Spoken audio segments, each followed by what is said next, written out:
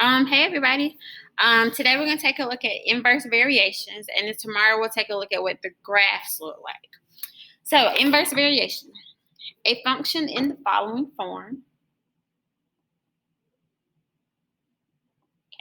So, a function in this form, y equals k divided by x. So, y equals k divided by x. That is an inverse variation. For the inverse variation k, that is called the constant of variation. And you might also hear it called the constant of proportionality. So, constant of proportionality. All right. So, we're going to be taking a look at inverse variations today. So, that means as one number increases, the other number decreases. So, for example, if x is going up, then y is going down. If y is going up, then x is going down. So, that is an inverse variation. Our constant k is going to be the constant, for lack of a better word. It's going to be the what's staying the same, and the x and y is going to be what's going up or what's going down. So as one number increases, the other number decreases. Now, if I were to solve this equation for k, so right now I have y equals k divided by x. If you multiply both sides by x, you'd get that k was equal to x times y. So we may need that as we go through and navigate these kind of problems. They may give us k and we'll be looking for x and y. They may give us y and k, we'll be looking for x. So it just depends on what they give us in the problem. But we're going to take whatever they give us in the problem, make a substitution, and find the missing number. And I just noticed that probably couldn't see that, but that says constant of proportionality. Constant of proportionality. So my apologies about that. All right, so let's go ahead and do a problem. We got our formula that we're going to be working with. We solve for k. K is called the constant of variation and also the constant of proportionality. They're synonymous with each other. So example 1. Suppose y varies inversely with x. Write an equation for the inverse variation. Again, as one number increases, the other decreases. They are inverses of each other. They're not rising or falling at the same time. So the first thing I'm going to do is write my formula down. So y equals k divided by x. We're going to take the numbers in the problem and make a substitution. Y is 7, x is 5. So I'm going to substitute that in. 7 equals k divided by 5. So all I did was put y and x and x. Now we're going to solve this equation.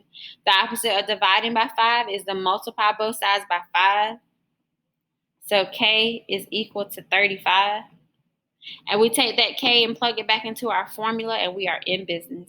So y equals 35 divided by x. And just like that, we have written an equation for this inverse relationship. We have just written that equation. All right, let's try another one. This time y is 9 and x is 2. So my equation is y equals k divided by x. We're going to plug 9 in for y and 2 in for x. So that's going to look like 9 equals k divided by 2. We're trying to get k by itself. So that's the goal, to get our constant of variation by itself. The opposite of dividing by 2 is to multiply both sides by 2. When I multiply this side by 2, I get 18. That is our constant of proportionality. Take that, substitute it into our equation. So y equals 18 over x. Next, C. Y equals a tenth when x equals 3/5. Do not be intimidated by fractions. There is nothing wrong with a fraction. So do not be intimidated by a fraction. So we'll write our formula down. It says that y equals a tenth. So y equals 1/10. K is what we're looking for. X is equal to 3/5. So I did the same substitutions that I did for A and B. Only difference is, yes, I have a fraction here, but we're doing the exact same thing. Y is equal to 1/10. K is what we're looking for. That's our constant of variation. And X is equal to 3/5. We are dividing by 3/5. Multiply both sides by 3/5. By all means, use Desmos. So we're going to multiply both sides by 3/5. When you multiply both sides by 3/5, you get 3/50. 3/50ths. Now, you wouldn't want to put this fraction in our numerator because you'd have a fraction within a fraction. So instead, we can write this slightly different, but it's going to mean the exact same thing. So we can write it as y equals the following, just to clean it up just a little bit so that we don't have 3/50ths in the numerator alone and then also X in the bottom.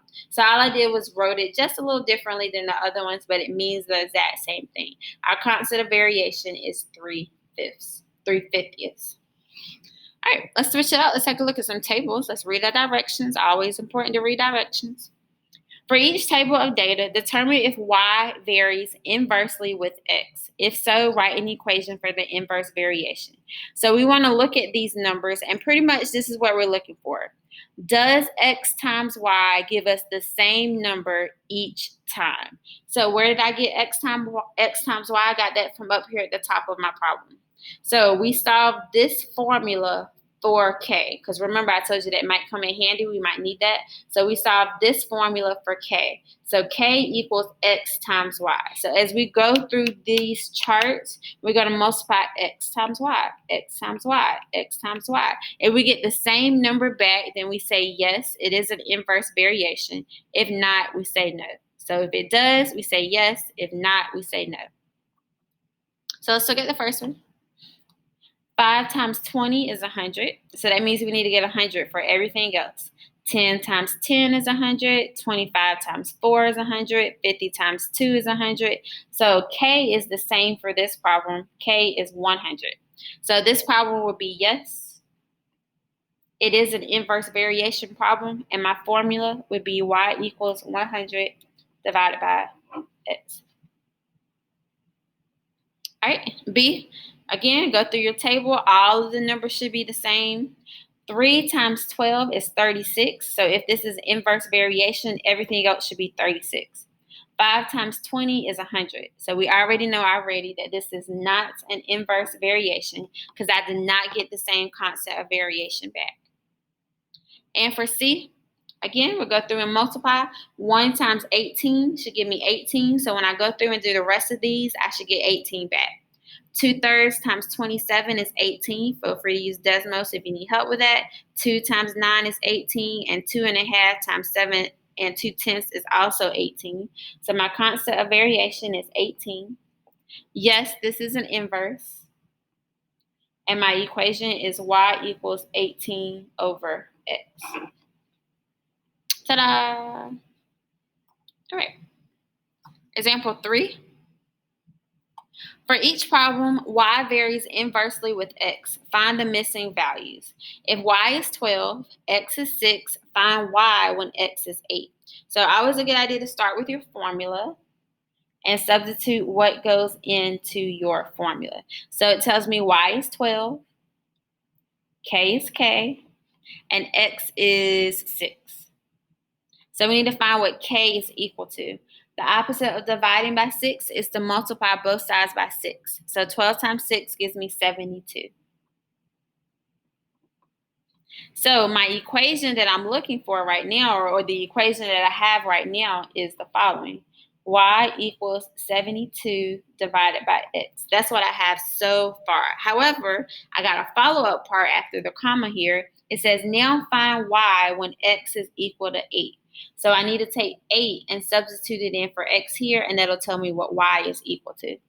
So y is equal to 72 divided by 8. Mental math or a calculator, you should get 9.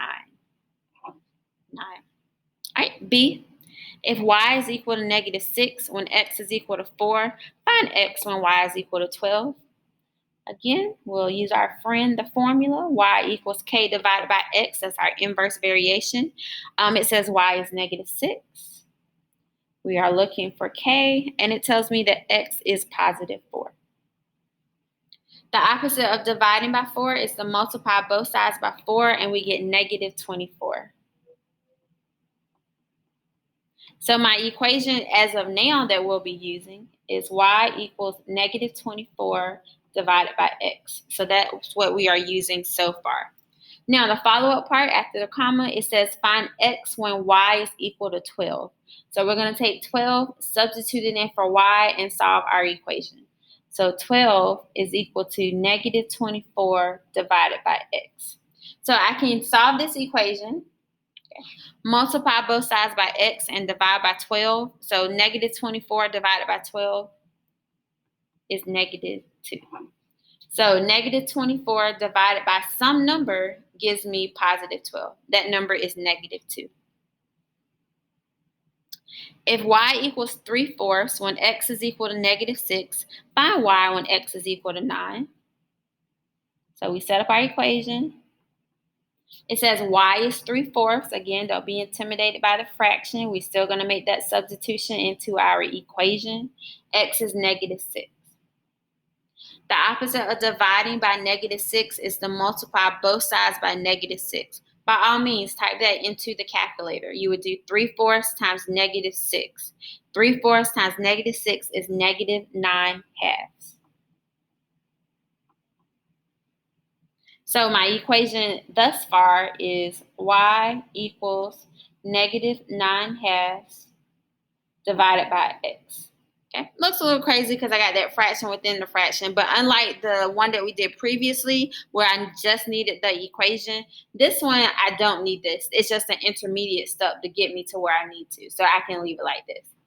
Find y when x is equal to 9. So we're going to take 9 and make a substitution into our equation right here. So that's going to give me y equals negative 9/2 divided by 9. Desmos, or some sort of calculator. Negative 9/2 divided by 9, you should get negative 1/2. All right, we're going to take a look at 2 word problems, and then that will be all for our inverse variations. So our formula, y equals k divided by x, that's the function that we're taking a look at. As one number increases, the other number decreases. All right. The weight needed to balance a lever varies inversely with the distance from the fulcrum to the weight. A 120-pound weight is placed 6 feet from the fulcrum. How far from the fulcrum should a 150-pound weight be placed to balance the lever? Again, my key word in there is inversely, so that is going to be my key word. It says that I can label some things in here after I write my function down. A 120-pound weight is placed 6 feet from the fulcrum. So this is going to be my y coordinate, and then this is going to be my x coordinate because x depends on y. X is the independent variable, y is the dependent variable. So I think I said it backwards. Y depends on x. So that's how I knew which was x and which was y. So I plug my numbers in. 120. The opposite of dividing by 6 is to multiply both sides by 6. I got 720 is equal to k. So my equation that I have thus far is y equals 720 divided by x. Now it says how far from the fulcrum should a 150-pound weight be placed to balance the lever? Your pounds in this example is your y. So 150 is going to go in for my y. Do 720 divided by 150 and it'll give you your answer. Again, 720 divided by 150 and that'll give you your answer. So x is equal to 24/5, and as a decimal, that is 4.8. All right, and last word problem that we got to take a look at. The time it takes to drive a certain distance varies inversely with the speed of the car. If it takes you 1.5 hours to drive to a concert at 55 miles per hour, how long will it take you to drive back at 60 miles per hour? All right, so I got 1.5, 55. The opposite of dividing by 55 is to multiply both sides by 55. Once you multiply both sides by 55, you should get 82.5.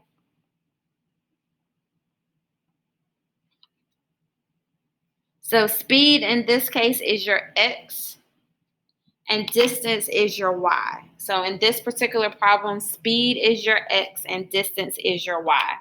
So if I go through my formula now, it's 82.5 divided by x. We're going to take what we're given. How long will it take you to drive back at 60 miles per hour? 60 is your x coordinate, so I'm going to plug that into here. So y equals 82.5 divided by 60. And once you do that, I got 1.375 hours. So 1.375 hours. Okay, so this has been inverse variation. As one number increases, the other decreases. You need to know that y is equal to k divided by x, and k is equal to x times y.